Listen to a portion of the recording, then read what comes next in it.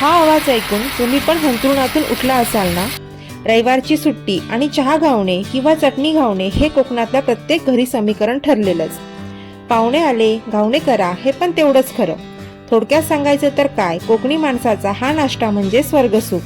आमच्या लहानपणी आम्ही नुसत्या भिड्यावरच्या त्या आवाजाने उठायचो आणि समोर आई आजीने घावणे करत राहायचे आणि आम्ही गरमागरम खात राहायचे. यात काहीच मोजमाप नव्हतं.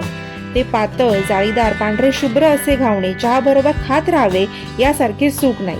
घावणे हे सगळ्याच गोष्टीबरोबर छान लागतात, पण माझ्यासाठी चहा घावणे म्हणजे स्वर्गसुख. तर तुम्हाला पण घावणे आवडतात ना? आणि कशाबरोबर? नक्की कमेंट करा.